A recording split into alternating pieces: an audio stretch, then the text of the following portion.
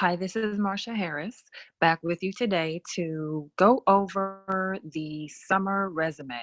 Well, not just the summer resume, but to walk through the process for creating your resume.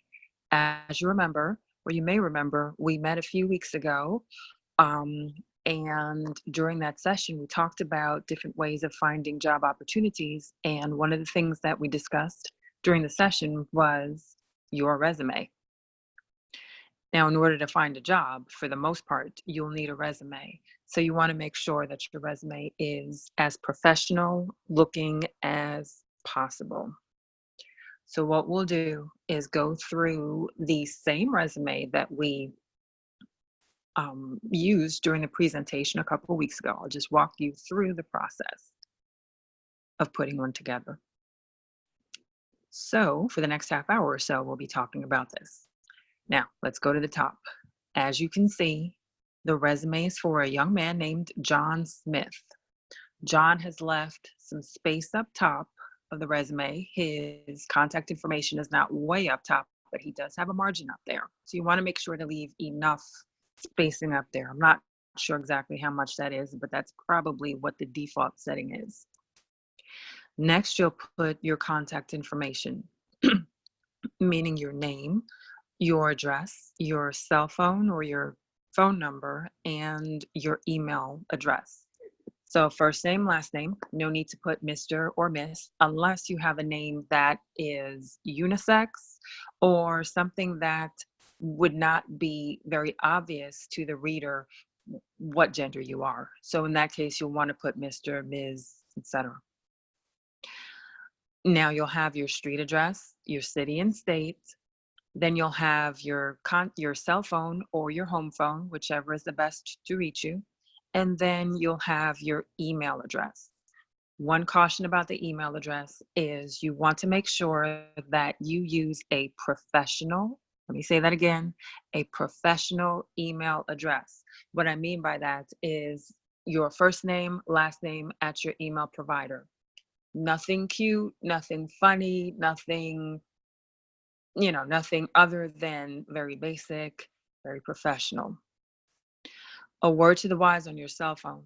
You want to make sure that your cell phone or voicemail, whatever voicemail you have, it is professional.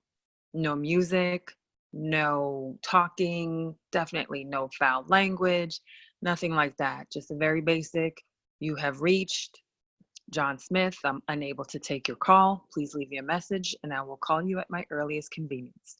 Something like that. Next, looks like John has skipped a line or two. You want to just make sure that you have, that looks good to the eye. You don't want to have too much space there, but a line or two should be okay. The more text you have on your resume, you'll probably have less space there, but you can adjust it so that it looks good in the end. But the next section he has is qualifications. You can call that section qualifications or even skills. And first thing he has is a sentence that says starts off with highly focused and responsible high school student. And he goes on to talk about his skills and his work ethic. I would encourage you to use a sentence like that to describe yourself. You can include any technical or artistic or any type of information about yourself. For example, if you had a job, you could put professional administrative assistant, highly adept at, and then you'd list your skills. That's just an example. But since you're a high school student, keep it basic. You can use the same text, but definitely use skills that are in line with you and your personality. You want to put, if you are going to break out the skills like John did, which is a good idea, you want to make sure you use bullet points. He lists communications, teamwork, mathematics, and technical proficiencies. All of these are good skills. Several of these would be useful in just about any work environment. For example, communications and in teamwork. I don't care if you work by yourself, you will be a part of a team. You will probably have one other person who could be your boss or supervisor that you are communicating with on a fairly frequent basis. You and that person could be the team. So you would be using your communications and teamwork skills in that environment. In terms of mathematics, if you have strong math skills, I would go ahead and include it, particularly if you don't have very many job skills or very many work experiences. Math skills can be used, as well with technical proficiencies. Whether you have a lot of work skills or work experience or not, I would include your technical proficiencies for sure, particularly since if you're going to be working in an environment where you're going to use some sort of technology, whether it is Microsoft Office, Word, Excel, or PowerPoint, or internet, something, I would list it there. Next is education. I would include that if you're in high school or in college. As you get older, if you've graduated from college and worked a couple of years, you can put your education more towards the bottom. But for now, I would include that section in bold and put your high school name, city and state, and your GPA, if your GPA is a good one, like John Smith. If it's not, don't include it. Don't worry about it. No one's going to ask you, or they probably won't ask you what your GPA is. So it's not necessary to put, but if it's very strong, then by all means include it. If you have recently graduated from college, I would put your year of graduation there as well. And if you graduated with any honors and so forth. If you're still in high school or a recent high school graduate, you can don't put it if you're still in high school, but you can include it if you have recently graduated. Next, he has activities. Honor Roll, National Honor Society, co-captain of the swim team, drama club, math tutor. Include your activities, especially if you don't have a lot of work experience. And that would likely be the case with someone who is in high school or maybe early college years. So I would include them. If you've been on the honor roll, if you've got National Honor Society, swim team, any sports, anything, do put it there. Don't think that your activities are not going to be considered worthwhile by any employer. Employers do look at your overall experiences. They will understand that as a high school student or early college student, you probably wouldn't have a whole heck of a lot of work experience. So these activities do help. Now, a word to the wise, some employers do look at things differently. So where it may not be necessary for one, another employer may think it very important. So I would include it. Another reason why including your activities would be wise is if you're using this resume for college admissions or for a scholarship application or as a part of an application into some program. There, the admissions committee would be interested in the activities that you have participated in, particularly your college admissions committees. They're very interested in those, so you want to make sure you have that stuff or have that information included. So let's go back from the top.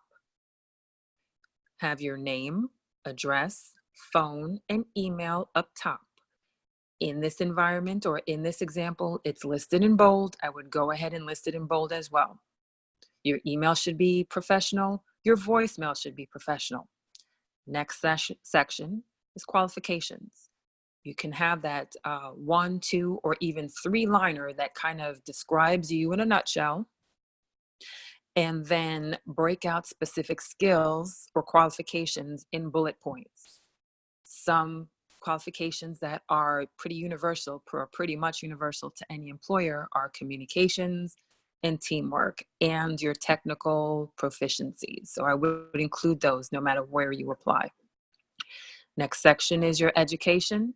Include your high school name or college name, city, state, and your GPA if it is a good one, and also your year of graduation if you have graduated. Next section is your activities. Be sure to list the activities you have been involved in, any positions of leadership that you have held. For example, co-captain of the boys swim team. If you were president of the student council, list that up there as well. And again, these sections their level of importance may vary from one employer to another, but I wouldn't let that keep me from including it, especially if you're using this resume for a scholarship application or application to any program. So that was just a recap of the top part of your resume. Now let's get into the meat of your jobs, or the meat and potatoes of your jobs. The experience section. You want to make sure you have that bold, and you want to make sure you list your positions with the most recent position first.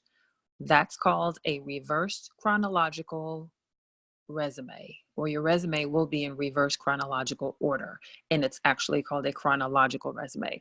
There are different types of resumes, but the ones that you should be most concerned with as a college or high school student, or the one, would be the chronological resume, or that's the type you should probably use.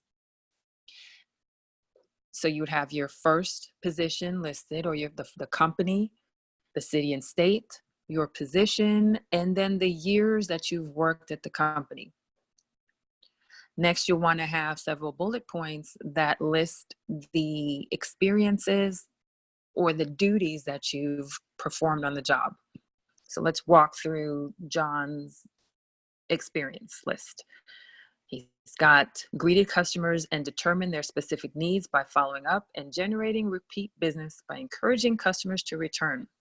That's a pretty long sentence. If you can keep it very basic, do so. But if you find that you have to have more experience, or it needs to be a little bit more detail to the sentence, by all means do it, but make sure it is clear what you have performed on the job. Next, he says, successfully sell smart plans, credit cards, applications.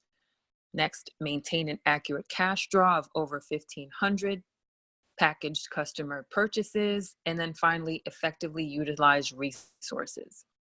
One thing John did in this resume is he quantified what or how much money he handled on the job. This is important to include when you're applying for positions that involve some level of cash handling, like your cashier or sales, something to that effect. It shows that you have experience handling cash, and quite honestly, the more cash you've handled, the more level of responsibility you've had on that position in general. So I would include that. I would be specific there about it.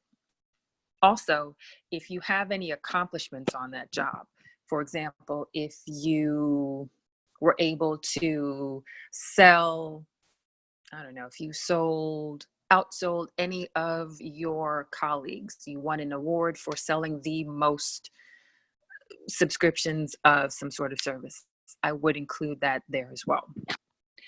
Next, he has his volunteer position with the Habitat for Humanity. Again, name of the company, city and state, his title, and his dates of employment. Now, if you notice, he was with Habitat for Humanity, but he was a volunteer. This was not actually a paid experience, but nevertheless, it was experience. So you want to make sure you include that also. He has the years that he worked there and has a synopsis. He's just got a couple of bullet points about the position and what he did. Now, he says he teamed with fellow church youth group members to contribute to Habitat for Humanity projects. He worked on construction teams to erect new housing for low-income families. Then he's got conceptualized and coordinated funding for Christmas Bazaar and raised over $5,000. There we go with that number again. So do include it. Now, in this case, he doesn't have as many bullet points as in the first job, but that's okay. It's not a problem. He could probably break down that first sentence into another couple of bullet points, and it would have been just fine. I think it's important that you include or you list your experiences in bullet points because it's a lot easier to read than a whole sentence. And that's the case for anyone, whether you're in high school, college, or even an adult working.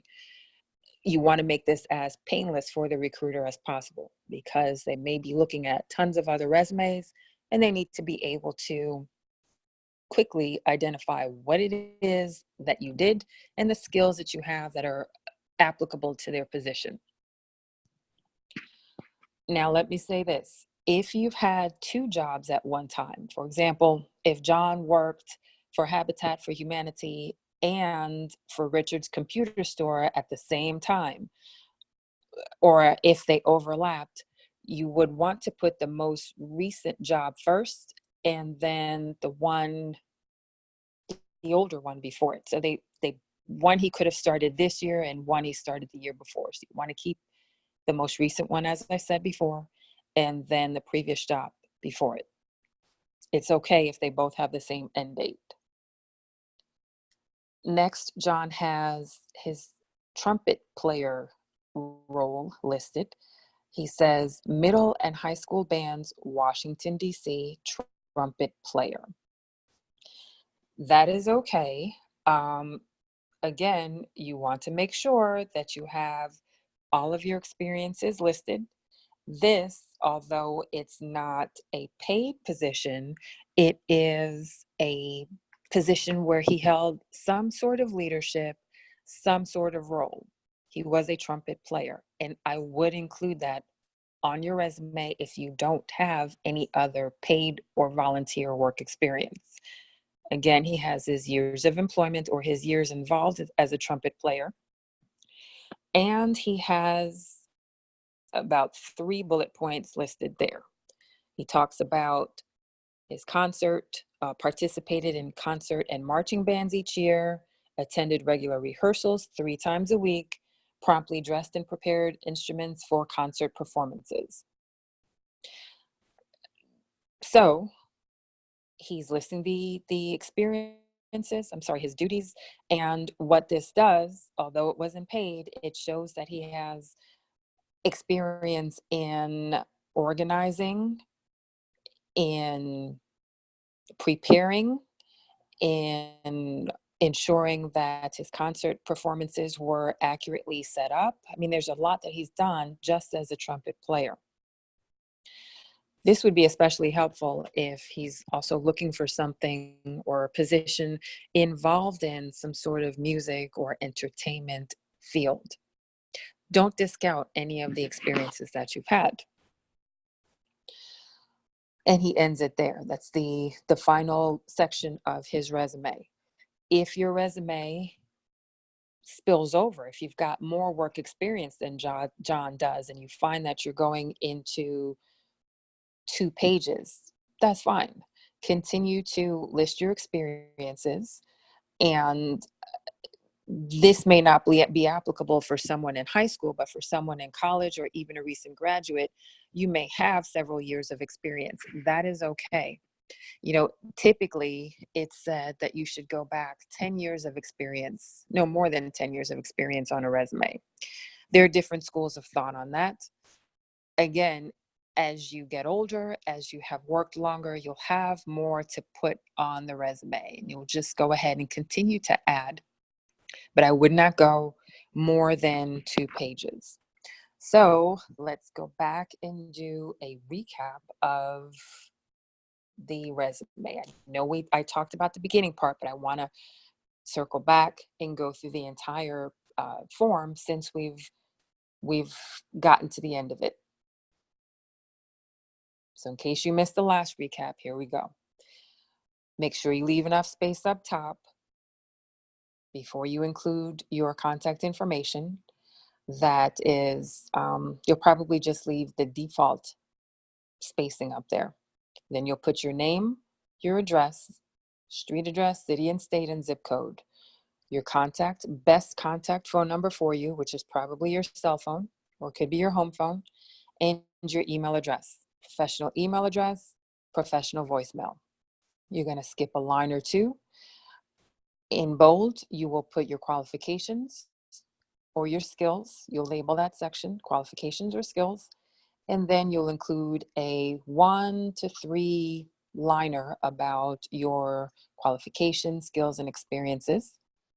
Then, this is optional, but you can put a list of bullet points or bullet pointed list of skills that you have: communications, technical proficiencies, teamwork, mathematics. You can include that there.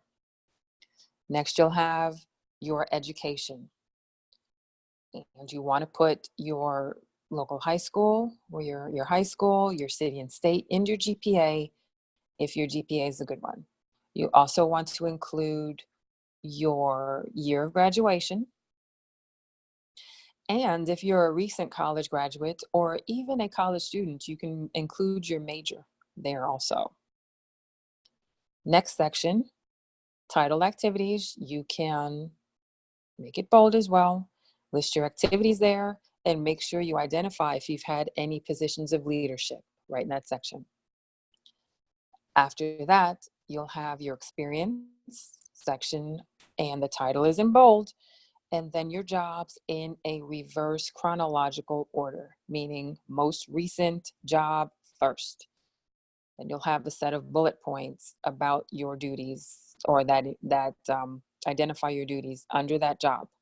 You want to quantify any numbers wherever you can, meaning quantify the number of employees you had working under you, or the amount of money you were handling on a daily basis on the job. You want to include that there. You can include volunteer information, particularly if you don't have much paid work experience. Volunteer is experience, just wasn't paid, and that's okay. Going to include that. Again, name, city and state, your title, your the days you were employed, not the days, but your years of employment, and then the bullet point list of experiences. Try to keep everything very basic, very to the point. And then also you can include any, such as this young man did, any other extracurricular activities where you had some level of responsibility, especially again, if you don't have a whole lot of work experience. Now, if you've noticed, the resume is not entirely in bold. There are sections in bold, like your name and address, that top section, and the sections that identify, or the identifiers, are bold, but the rest of it should not be bold. It should be, again, easy to read. And if you have everything bold, it'll be too difficult to read. Also, you want to make sure that you're using a good font size. You don't want to use 14, 15 point. You can use 11 point or 12 point. I wouldn't go under 11 point for anything on the resume, because it may be too difficult to read, as well as anything bigger than 12, because that can also be difficult to read. I would stick with the basic font, such as Arial or Times New Roman. Those are probably the most frequently used resume fonts, and you can use that same that same font for your cover letter as well. You, at the end of your resume, can include a section called, to the end, a section called, or that says your references are available upon request. I mean, that's kind of obvious, and they're going to ask you for the references, whether you have that section listed there or not. But that kind of helps to show that your resume has ended, that there's nothing more behind it, and it does at least identify to the employer that you do have some references. I think that we've pretty much covered everything here. If you have any other questions, please feel free to reach out to me through It Takes Two. Outside of that, I wish you the best of luck, and I know that you have everything in you to successfully craft a resume that shows how much of a good employee you are and how much of an asset you would be to that organization. I wish you the best. You take care.